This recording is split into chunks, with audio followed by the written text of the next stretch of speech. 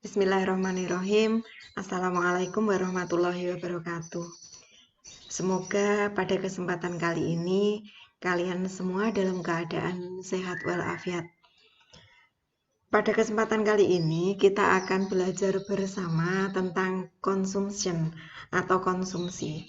Kalau beberapa waktu lalu kita telah belajar tentang distribusi, saat ini kita belajar tentang konsumsi. Nah, ada beberapa item yang harus kita pelajari mulai dari pengertian, kemudian faktor yang mempengaruhi konsumsi, dan teori perilaku konsumen. Next, kita mulai satu persatu dari pengertian konsumsi. Konsumsi adalah kegiatan yang dilakukan untuk mengurangi nilai manfaat suatu barang atau jasa. Dalam hal ini, konsumsi itu bukan berarti makan. Kalau orang awam mengartikan konsumsi itu adalah makan, tetapi secara ekonomi konsumsi itu diartikan sebagai kegiatan untuk mengurangi nilai manfaat atau nilai guna suatu barang atau jasa. Sedangkan konsumen adalah orang atau pihak yang melakukan kegiatan konsumsi. Kita lanjut ke faktor yang mempengaruhi konsumsi. Terbagi atas dua faktor, faktor internal dan faktor eksternal. Faktor internalnya ada 4. Yang pertama adalah pendapatan. Ini jelas sangat berpengaruh. Manakala seseorang mempunyai pendapatan yang tinggi, maka pengeluaran yang digunakan untuk konsumsi barang itu pasti tinggi, karena didukung oleh pendapatan yang lumayan besar. Kemudian motivasi atau dorongan dari dalam diri sendiri untuk mengkonsumsi suatu barang atau jasa. Yang ketiga, sikap atau kepribadian. Jika seseorang mempunyai sikap atau kepribadian yang boros, maka tingkat konsumsinya akan tinggi. Demikian juga sebaliknya.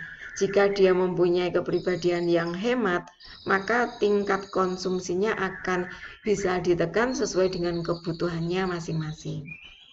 Yang keempat adalah selera. Selera sangat berpengaruh terhadap konsumsi. Jika seseorang mempunyai selera tinggi terhadap suatu barang yang harganya mahal, maka konsumsi seseorang itu juga akan tinggi atau naik. Namun ketika selera seseorang itu biasa-biasa saja, maka tingkat konsumsi atau biaya yang dikeluarkan untuk konsumsi itu nanti akan rendah. Adapun faktor eksternalnya, di sini ada 3. Yang pertama adalah kebudayaan. Kebudayaan yang dimaksud adalah kebudayaan lingkungan sekitar yang berpengaruh terhadap konsumsi. Kemudian status sosial seseorang dalam masyarakat itu sangat berpengaruh.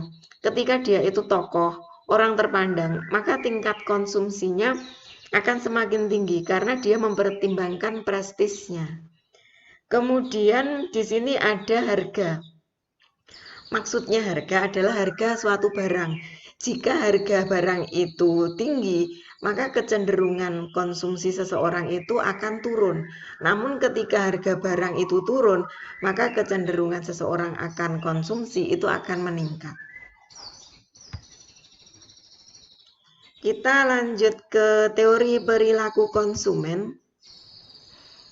Sebenarnya teori perilaku konsumen itu dicetuskan oleh beberapa tokoh, antara lain Herman Heinrich Jossen, William Stanley Jevons, dan Leon Walras. Tapi di antara ketiga tokoh ini yang paling terkenal adalah Herman Heinrich Jossen atau lebih dikenal dengan nama Gossen. Kita langsung kupas satu persatu. Nah, dalam pendekatan yang dilakukan atau teori yang dilakukan oleh Gossen ini ada yang namanya utility atau bahasa Indonesianya utilitas. Itu merupakan kepuasan atau manfaat yang diperoleh konsumen dari mengkonsumsi barang atau jasa. Gossen kemudian membagi bahasan utility atau utilitas itu menjadi 2. yaitu total utility dan marginal utility. Total utility adalah jumlah utilitas yang diperoleh konsumen pada saat mengkonsumsi barang atau jasa. Maksudnya tingkat kepuasan atau total tingkat kepuasan yang diperoleh konsumen setelah dia mengkonsumsi barang atau jasa. Sedangkan marginal utility adalah utilitas tambahan yang diperoleh konsumen untuk setiap tambahan barang atau jasa yang dikonsumsi. Maksudnya apa? Nilai tambah yang diperoleh setiap dia mengkonsumsi barang atau jasa. Dalam penelitian ini, akhirnya menghasilkan hukum Goosen 1 dan hukum Goosen 2. Implementasinya seperti ini. Dalam hukum Goosen, kita nanti akan mempelajari dua pendekatan sekaligus. Ada pendekatan kardinal atau cardinal approach dan pendekatan ordinal atau ordinal approach. Kita bahas satu persatu. Dengan pendekatan kardinal atau cardinal approach, ini muncullah hukum Goosen 1 yang menyatakan bahwa jika pemenuhan kebutuhan akan satu jenis barang dilakukan secara terus-menerus, utilitas yang diperoleh konsumen akan semakin tinggi. Tetapi setiap tambahan konsumsi satu unit barang akan memberikan tambahan utilitas yang semakin kecil. Hal ini bisa dijelaskan pada tabel ini. Tabel ini menunjukkan perjalanan seseorang dalam sebuah klub atau trips to club. Perjalanan yang pertama, total kepuasan atau total utility yang diperoleh konsumen itu adalah 12. Sehingga marginal utility atau tambahan kepuasannya 12.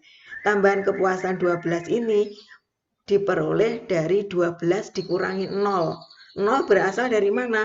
Karena sebelumnya seseorang itu belum pernah masuk ke klub, berarti dianggap dia 0, belum pernah.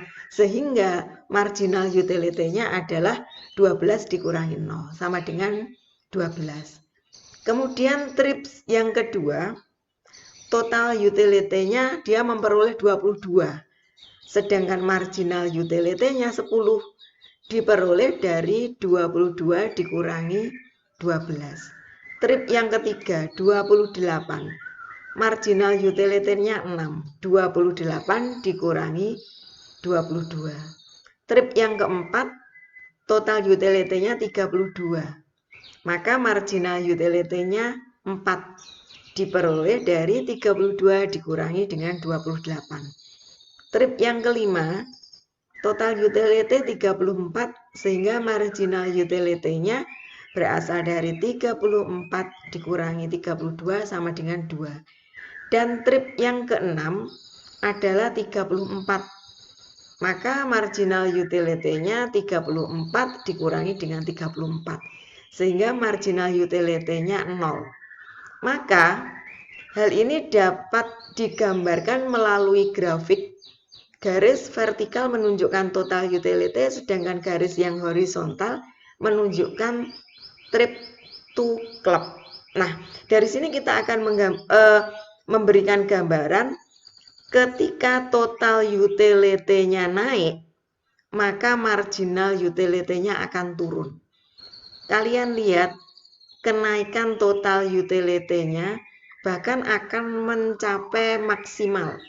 Pencapaian maksimal ini akan diperoleh di angka 34 pada trip kelima dan keenam. Adapun grafik yang menunjukkan marginal utility bisa dilihat di sini. Garis yang horizontal menunjukkan trip to club, sedangkan garis yang vertikal menunjukkan marginal utility. Sehingga pada saat total utility-nya ini semakin lama semakin naik, maka marginal utility-nya semakin lama semakin menurun, sehingga dikenal dengan diminishing marginal utility. Selanjutnya implementasi hukum Goosen 2. atau lebih dikenal dengan menggunakan pendekatan ordinal atau ordinal approach. Di sini kita mengenal 3 hal. Apakah itu? Ada budget line, ada indifferent curve, dan ada equilibrium curve. Yang pertama dulu, garis anggaran atau budget line itu merupakan garis yang menunjukkan kombinasi konsumsi dua macam barang yang berbeda oleh konsumen dengan pendapatan yang sama. Jadi ketika konsumen nanti mempunyai penghasilan atau pendapatan yang sama, dia mengkonsumsi dua macam barang yang berbeda. Kemudian itu bisa digambarkan dengan menggunakan garis anggaran. Apabila konsumsi X dan konsumsi Y tepat pada garis anggaran, berarti seluruh penghasilan konsumen habis dibelanjakan. Jadi semua pendapatannya itu habis dipakai untuk konsumsi. Nah, di sini nanti kita juga harus memikirkan konsumen yang baik itu harusnya menyesuaikan seberapa pendapatannya, berapa yang harus dikonsumsi, berapa harus ditabung. Kemudian berikutnya di sini ada kurva indifferent. Kurva indifferent itu merupakan kurva yang menggambarkan kombinasi konsumsi dua macam barang yang memberikan utilitas yang sama atau memberikan kepuasan yang sama. Ciri-ciri dari indifferent curve atau kurva indifferent adalah berslope negatif. Berslope negatif itu seperti ini, melereng dari kiri atas ke kanan bawah. Kemudian cembung ke arah origin. Semakin jauh dari origin menunjukkan tingkat kepuasan semakin besar. Dua kurva indifferent tidak mungkin saling berpotongan. Jumlahnya tidak berhingga pada sebuah indifference map. Selanjutnya di sini ada keseimbangan konsumen atau lebih dikenal dengan equilibrium konsumen. Merupakan kurva yang menggambarkan perpaduan atau pertemuan antara garis anggaran atau budget line dengan kontur-kontur kurva indifferent atau indifferent curve. Nah, titik pertemuan antara budget line dan indifferent curve itu namanya equilibrium konsumen. Nah, equilibrium konsumen ini terjadi pada titik E. Titik E itu adalah equilibrium, pertemuan atau perpotongan antara budget line dan indifferent curve. Selanjutnya yang terakhir adalah kesimpulannya, perilaku konsumen adalah proses dan aktivitas ketika seseorang melakukan pencarian, pemilihan, pembelian, penggunaan, serta pengevaluasian produk dan jasa demi memenuhi kebutuhan dan keinginan. Perilaku konsumen merupakan hal-hal yang mendasari konsumen untuk membuat keputusan dalam pembelian barang atau jasa. Jadi intinya, pendapatan seseorang itu nanti jangan sampai habis untuk dikonsumsi, namun sebagian harus ditabung untuk kepentingan hari tua. Demikian tadi pembelajaran tentang konsumsi. Semoga kalian lebih memahami apa itu konsumsi, dan semoga kegiatan kita kali ini dicatat Allah sebagai ilmu yang bermanfaat. Mohon maaf atas segala kesalahan dan kekurangan saya. Saya akhiri, wabillahi taufik walhidayah. Wassalamualaikum warahmatullahi wabarakatuh.